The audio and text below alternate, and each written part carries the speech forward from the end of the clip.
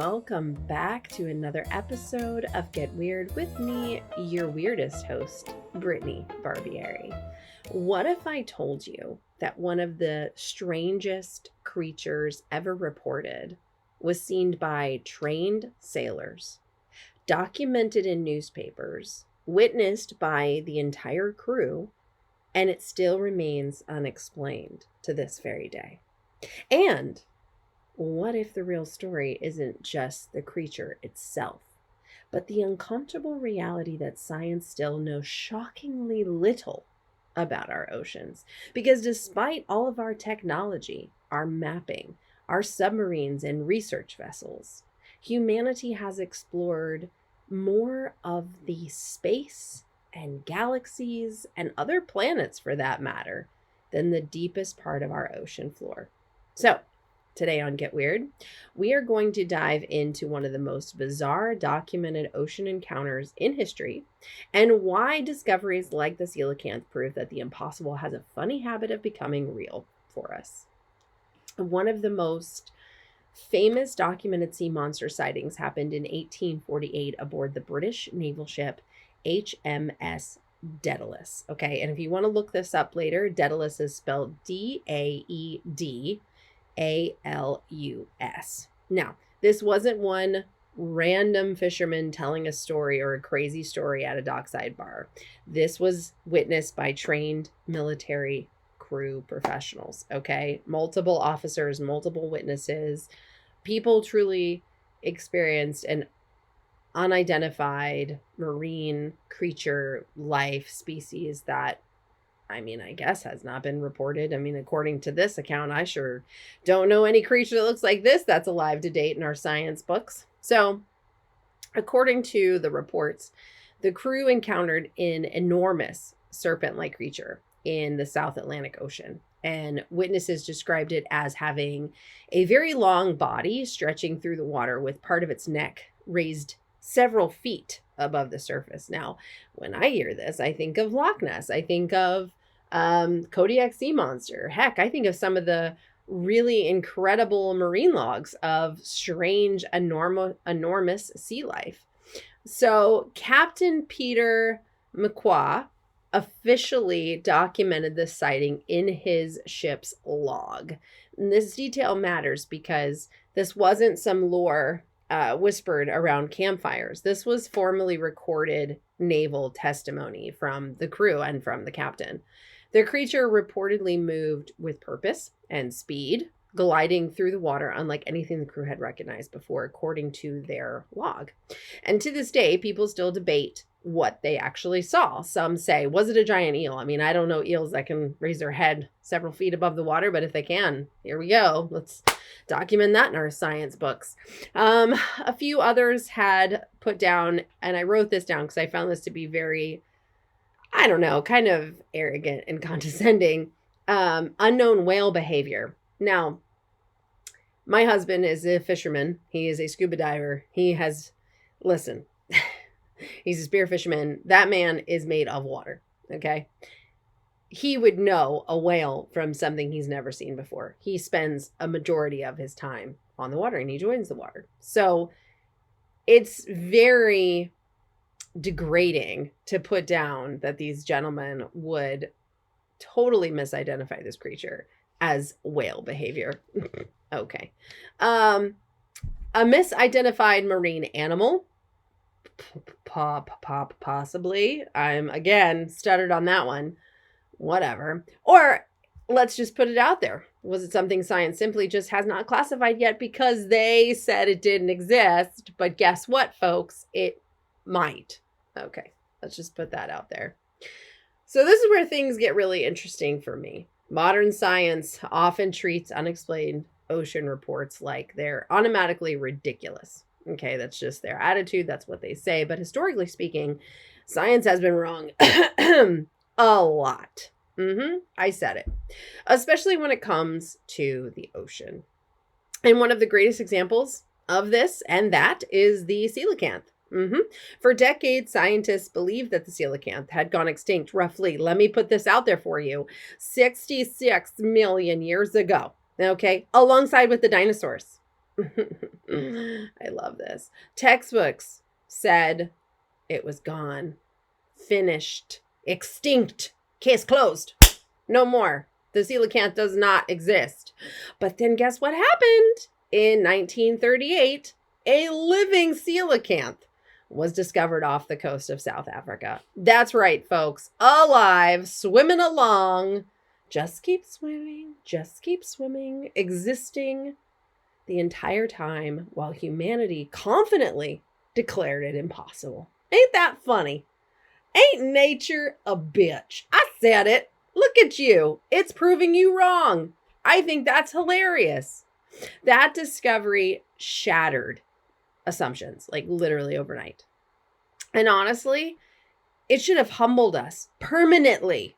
It should have changed the tides in 1930s to say, hey, maybe we don't know everything and we need to get off this high horse that we like to put ourselves on. Because the coelacanth wasn't just some weird fish rediscovery. It was proof that entire branches of scientific certainty can collapse instantly. Okay, this was a massive discovery. And why it matters, let's get into that. The coelacanth matters because it exposes a dangerous weakness in human thinking. We confuse current knowledge with complete knowledge. Those are not the same thing, folks. No, the ocean covers more than 70% of the earth. Large portions, still to this day, even in 2026, remain unexplored.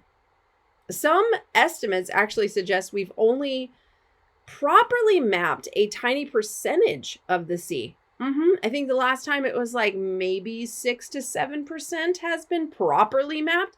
Okay, I want you to go on Google Earth. I said this last week. Spin that globe around and look at the mass of water that we have there. We have no eyes on the ocean 24/7 like people think we do. So what are we constantly discovering? Oh, guess what? New shark species, giant squid behavior, deep sea ecosystems, bioluminescent predators, massive underwater mountain ranges we didn't know existed until, I don't know, even some this year and last year. Creatures surviving in environments one thought to be impossible for any kind of creature to exist in. Every single year. Science is proven wrong. Every single year. Zoologists, biologists, paleontologists, everybody, they're proven wrong. So when someone says large unknown ocean creature can't exist, the honest scientific answer is we actually don't freaking know. So we can't say that we know. No. What we should say correctly is at this point in time, as of today, we have not found any evidence outside of eyewitness accounts of a large unknown marine species existing. But however, because we are science and we constantly evolve with each new discovery, that could change tomorrow. So as of up to date today, we haven't discovered anything as of yet, but honestly, we don't have eyes on the ocean 24/7. We don't really know what's going on. We don't know what comes to the surface in the middle of the ocean on the backside of the globe because we don't have eyes on it. So yeah, I mean, the question remains, I don't know. We really should be listening to our sailors that are out on the ocean blue. But guess what? Do you know that when some of these accounts come in, do you know they're buried? They're told not to talk about them. And it happens a lot with the UFO stuff. But do you know that it actually happens with marine stuff too? With things that they see in the ocean that they're not supposed to talk about? Yeah. I wonder why. Oh, that's right. Money. Because it would stop a lot of the cruise lines and deep sea ocean fishing and all this that makes profit and money. Because would people really want to go out in the ocean if they found out the Meg was still alive? Maybe not. Probably not. I mean, I wouldn't care. I'd go. But I'm not saying that this means that every sea monster story is true. No, that doesn't. Not every single one. Some of them could be misidentified. Some could be, wow, I don't know what that was. It was really strange. And it ends up being a huge moray eel. Who knows? But it does mean dismissing everything outright is not scientific either, because we're supposed to properly investigate these things. Real science should remain open to all evidence. I'm sorry, but that's just fact. That's what I was taught. So why do we have some people that are like totally pro about, hey, let's look at all the evidence, let's look at the eyewitness accounts, let's match it. If we can't match it, let's try and look into it, let's investigate it. Why all of a sudden is it just like, no, we're not going to waste money on that? No, it's not real. Because who? Because Jim said that in the office, who's never left the office. He's never left New York. He's never left the building for what, 10 years? 15? Well, actually longer than that. How old is Jim now? Jeez, Jim hasn't left since the 60s? Oh, shit. Don't listen to Jim. Yeah, I cursed. Because this is something that really makes me angry. This is something that gets me. And I normally don't curse on my podcast because I like when people listen to my podcast and I like everybody listening to my podcast. So excuse my French. I just get very frustrated because we have incredible encounters happening all the time, yearly. And they go under the radar, dismissed and pushed away in documents and paperwork. And they're never discussed. And that really hurts because we could be sitting on an incredible discovery, but we have people that are so egotistical that they won't just take a minute and listen. And I'm not saying that every eyewitness account is true. I'm not, because I've being in the business that I've been in as long as I have come across many eyewitnesses that honestly just wanted 10 minutes of fame. And I get that. I understand. But there are those cases that is not the case. And we are dealing with a true encounter, and it has terrified the person and they want answers. Some people aren't terrified. It actually sparks their curiosity. It makes them look at their world a lot different and question everything, which I challenge everyone to do. Challenge everything. The deep ocean is one of the last true unexplored frontiers on our planet Earth. The pressure levels can crush submarines. So there's that. Entire ecosystems exist in total and complete darkness. And there are trenches deeper than Mount Everest is tall. Let that sink in. I mean, think about this. And creatures down there already look like aliens enough as it is. They're terrifying to most people when you see them in pictures. You're like, oh my God, have you ever seen an anglerfish?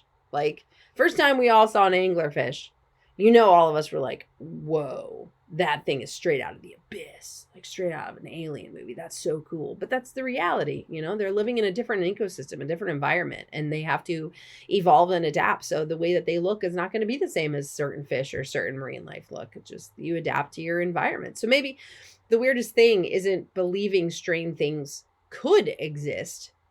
Maybe the weirdest thing is believing we already know everything. Do you ever think about that? Because history shows us something over and over and over again. Nature is always stranger than human arrogance. Okay. And sometimes the impossible is simply something waiting to be discovered. So I'm not going to drag this on. This is a short episode for me today because it's something that's really been just tapping on the back of me for months. And the more I look into it and the more cases I dive into, and because of my own personal field work and experience out on the ocean and going out on the ocean, especially with my husband, there are just things out there that really will baffle the mind. And it's compelling. It's puts you in this challenging state of mind that makes you really rethink everything. And I think that's okay. I think we should rewire our minds. I think we should really question what we've been taught. And I don't think we should just take it because, Jim in the office, who's a professor, is telling me that this is not possible.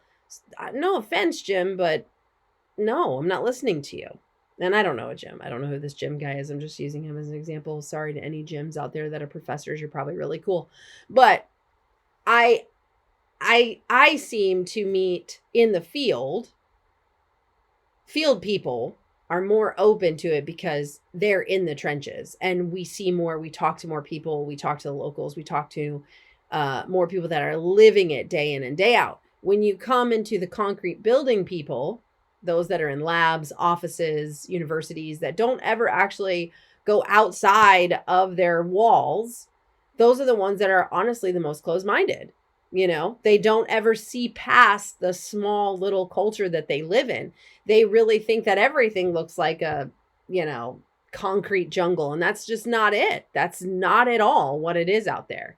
And there are still to this day locations that are so dense and the terrain is horrible and the conditions are terrible to try and get into that we may never know, honestly, what's in there until we can find ways that are better for people on foot to get in there without dying of a disease or, or getting injured to the point of where they have to be airlifted out. I mean, there are still parts that are so remote on our planet. We can only do so much from the sky. A lot of it has to be done on the ground, and on the ground, it can get really scary. It can get really bad. And then you have these protected islands with certain indigenous folks still living on them to protect them as well as you, and is also protecting them as a survival, as a species of survival, because we would introduce diseases to these islanders and to these native tribes that are on these remote islands. And you have to think about that. These remote islands are protected and government owned to protect them. But what else is living on that island with those people? We'll never know because we're not allowed to go there. They are a protected race of individuals on these said islands that are owned by the government and protected by the government. And I understand why. It's to protect them from diseases and not infiltrate them, just let them be, because they have survived for thousands of years on this island living as they are. But I can't help but sit there and go, okay, well, they're surviving, they're living. It's a decent sized island. It's dense. They have their homes. What are they living off of? What still exists on that island that is also coexisting with them, which could be a huge scientific discovery. And that is something that continues to fuel me all the time. I look at these remote locations in Canada. Even in North America, we have some areas that are still not properly mapped on foot. We have several large parks in the United States that have not been properly mapped on foot. We have tons of cave systems that are not mapped at all. I mean, we have thousands in Tennessee alone that are still waiting to be properly mapped. And I think there's this huge misconception as far as like surveying and things from the sky, aerial mapping. People don't really understand how that works. And so unless you are boots on the ground, it is very hard for anyone to say we have with certainty discovered everything on this planet. I don't believe that. I will never believe that. Not when zoological science still teaches to date, we have not discovered every species from the smallest to the largest on this planet yet. Because we know this, because that's fact. If we believe we have, we are arrogant and we shouldn't even be in our field anymore. I'm sorry. I think in most fields and field studies, we are still learning constantly and we're proven wrong all the time. I think this arrogance of saying that we know with certainty X, Y, Z, it should be a thing of the past. I don't think anyone should be allowed to talk like that in science anymore. Frankly, I just don't.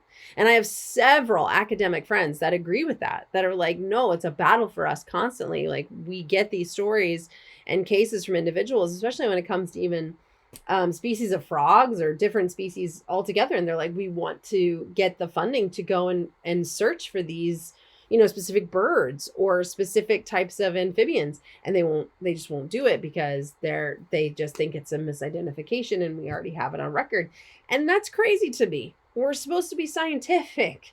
We're supposed to be exploring and evolving with each new discovery, and to be that close-minded and not wanting to fund is so sad because what people don't realize is if we lose a predator or a prey in an ecosystem because we were too arrogant to go and protect it, then that ecosystem and environment begin to collapse slowly, very, very slowly, but it begins to collapse. And it's our job to make sure that we are documenting and looking into these cases to protect those ecosystems and our environment. And perhaps it's a little conservation in there, but that's how I grew up. So it's our job to take care of the planet in which we live on and every single living creature on this planet. Not everybody believes that way. You can see it on Instagram and social media all the time that people are just monsters, even to animals. Like the videos I see, golly Moses, don't send me any more. I know several of you have been sending me some videos. I am aware of just how horrible human beings are. We are the worst monsters on this planet. There is nothing greater of a monster than a human. Sorry, it's just fact. If that upsets you, don't listen to me anymore. That is freaking fact. If we did not exist on this planet, our planet would thrive. The animals on this planet would thrive. Actually, this planet would probably be way better off, to be honest with you. Because what the human race does to the innocent, whether that be animals or children or elderly or what have you, makes me sick to my stomach. Absolutely sick to my stomach. And the fact that some people will just film it just to get clickbait on their social pages shows just how sick we are.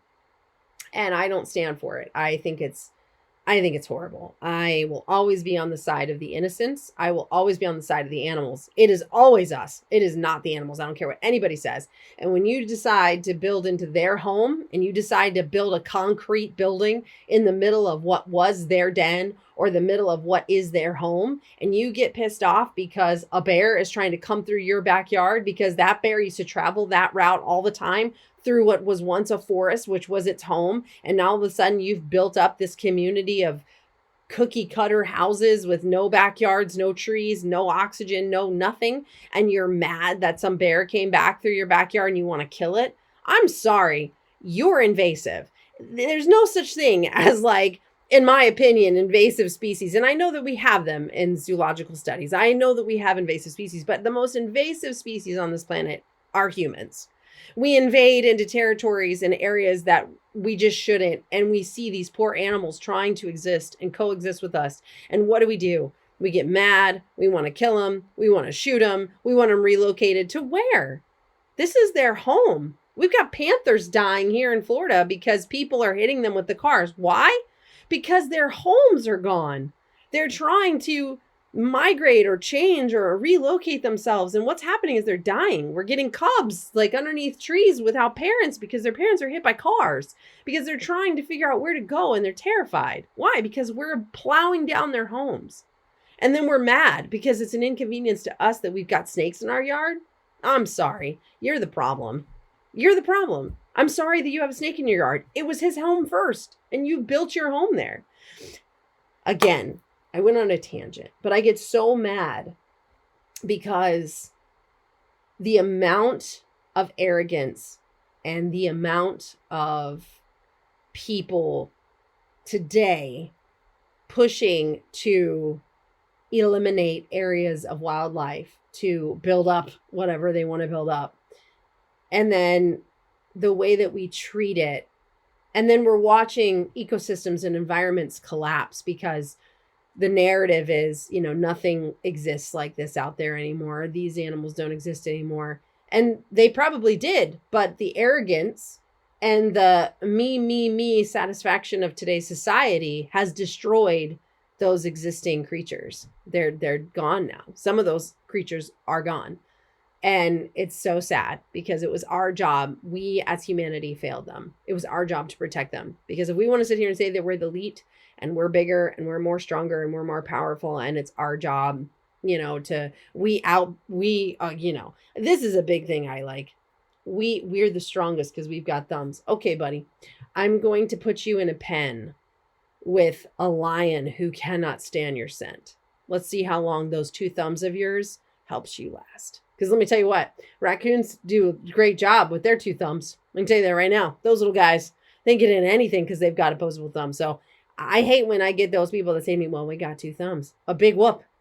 I want to see you and those big thumbs go against a gorilla who's got 2 thumbs. I want to see you and those 2 thumbs go against some of the most craziest predators we've got, a grizzly bear even. I just want to see you and your 2 thumbs go up against a grizzly bear. But no, we can't because we have to go, well, we're smart enough to create firearm. Well, I can tell you right now, if you taught an orangutan how to use a firearm or a chimpanzee, you're done. They would just have a field day with that. And could I blame them? Could I blame them? No. So again, I think the arrogance of humanity is just so sad. It is so sad. It is disastrous, to be quite honest. And so when we have these cases from gentlemen who lived on the ocean, breathed the ocean air their entire life, and they come back and they report something like this, you bet your bottom dollar I'm going to take a listen and I'm going to listen to what they have to say versus the guy who has lived inside of a house in a building, who has never stepped foot on the ocean except for a little tiny portion, maybe 30 feet out or 30 feet deep. Let's just say, let's give him that. He goes out to about 30 feet to go fishing. Okay. I'm not listening to that guy. I'm listening to the guy who lives on the ocean all the time. And when he says he sees something that's just not normal, and this is what he describes, I'm taking, listen, and here's the other part. At this time, do you want to know why this was so well documented? Because at that time, we weren't arrogant. We weren't arrogant yet. We had some arrogant people, but we weren't that arrogant yet to be like, oh, whatever, this sailor is so full of it. No, at that time, they were like, really? Tell us about it. What did you see? Everyone was like, are there sea monsters? We don't know. Let's look into it. Let's get out there. The years of exploration died in 1930s, early 1940s. They just died. And it kills me because I feel like that was where I really belonged. I belonged in the era of true exploration, and we are just not a part of that anymore. I feel like I'm an old world explorer trapped in the modern world. And really, that was my slogan for the longest time. And I feel like I need to go back to it. We are just not the same anymore. We, in some areas, have de-evolved. So to get us back on track, okay, with this particular case of this crew, they witnessed a misidentified animal. Did they? What do you think? One of the greatest unexplained marine encounters ever recorded. Well, one of, I should say. Yeah, one of the greatest unexplained marine encounters ever recorded. And if science could be wrong about the coelacanth for millions of years, millions, not just like 100 years, no, millions of years, what else might still be hiding beneath the waves? Listen, folks, I know I went on a tangent. This is something I'm very passionate about. Wildlife, nature, our ecosystems, the planet, the animals that lived here far before we did. Show respect to wildlife. Show respect to the innocent. Be the voice for those that are hurting. Step up if you see something happening to an animal, to a child. Step up. Be the voice. Don't allow humanity to turn so rotten and so selfish that you yourself begin to be hard and forget our place to protect those that are the voiceless, that need our help. If you have an inkling at all to look in a car to see if there's a dog in it, look in the car. It's getting into the summertime. I encourage you to keep an eye out for children and animals in cars. People are horrible and they do this. They just do it. Humanity sucks. That's my point. Why I like the paranormal? Because I'd rather deal with the dead than the living, hands down. And why do I love UFOs and aliens? Why? Because I think if aliens were going to do something, they would have already freaking done it. So I'm going to take my chances with the aliens because they certainly can't be any worse than the freaking humans, right? Because all we do is war, and that's all they've been witnessing. And then when I look into cryptozoology and animals and the extension of zoology, my goodness, I would much rather spend months on end in the jungles with gorillas than be anywhere on the planet with people that are just so selfish and so self-centered and think that they can hurt a child or hurt an animal and get away with it and be okay with it, or just film it and not step in and protect an animal from getting beaten or a child from getting beaten. You know what I'm saying? Like, I'm sorry, but when these types of things come up and these cases come up and then these stories come up and I try and discuss it with certain individuals, they shoot it down immediately. And I feel so sorry for them to be so closed-minded that they were taught to not think outside of the box that society put them in. Because the world is not at all what we were taught when we were kids. It is vastly different. It is incredible. It is wonderful. It is supernatural. It is exciting. It is thrilling. It is daring. You yourself are more capable of things than we were taught that we were capable of. The power of our mind is so much greater and stronger. We were designed that way. God designed us that way. So why aren't we using, or the creator, whatever you believe in? For me, it's God. I think he created us a certain way and we will perish from lack of knowledge. I firmly believe that because we live in this box of control. It's a great narrative for those in power to control us because that's just how it seems to go throughout centuries of time. There's always a power grab of control.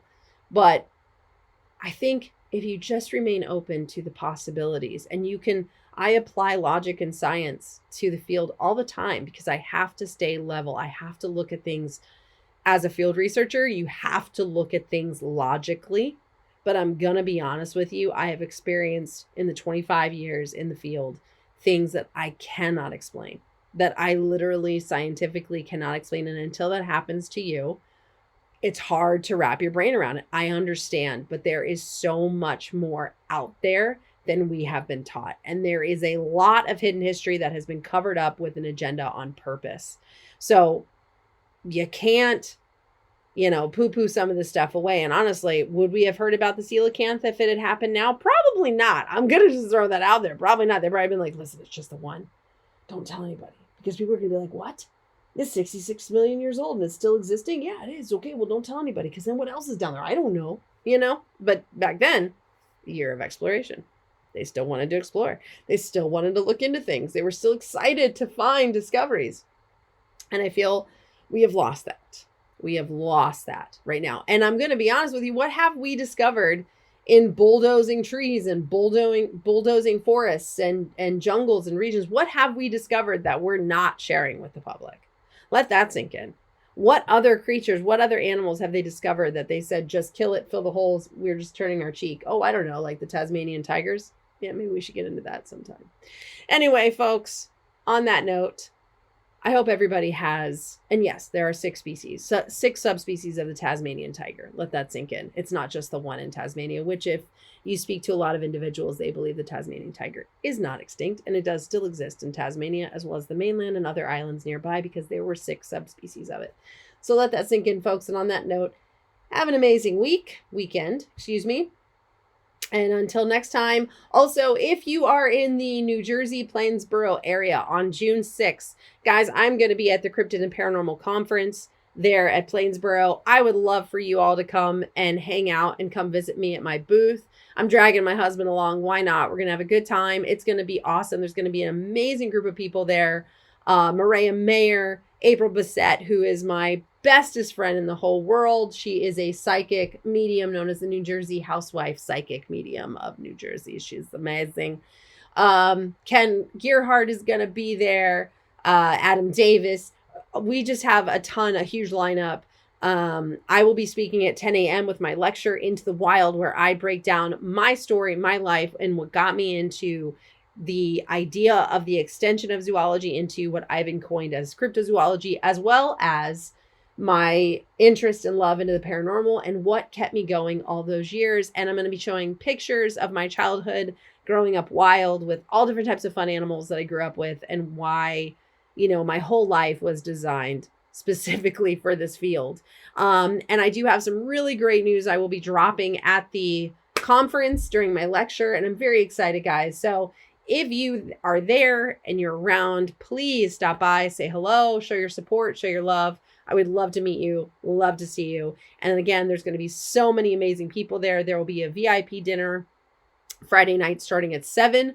I believe tickets are still available. I'm not sure. Don't quote me on that. But if you head to cryptidsandparanormal.com, you will be able to find everything you need right there on the website. So come see us June 6th up in Plainsboro, New Jersey, for a day of paranormal, supernatural, open minds, everyone talking together from a science perspective to a supernatural perspective. We're just combining forces to literally get out there and express this to the world of how much we love everybody and how much we respect everybody. And again, it is a place where you can just be yourself, share your stories with no judgment, because we have all had strange things happen we cannot explain, and that is okay. That is the world we live in, and that is fine by us. We can be wacky, weird, and crazy together. So until then, my friends, again, that was June 6th, if you didn't hear me, in Plainsboro, New Jersey. But yeah, until then, my friends, like I always say, stay weird, and thank you so much for your support and love to the Get Weird podcast with me. I just truly enjoy talking. Sometimes I feel like I just talk to the nothingness, but I know there's a message in my podcast somewhere within my tangents, where I share a little bit of history, I share some knowledge, I vent a little, and then I leave it up to you. Of what do you believe? Like this particular case, do you really think they saw a sea monster? Or do you think these guys were just drunken sailors that they always seem to go to whenever they see something they can't explain? They're like, oh, they must have been drunk. Not always. Not always. All right, guys, have a great one. And until next time, stay weird, stay curious, and challenge everything.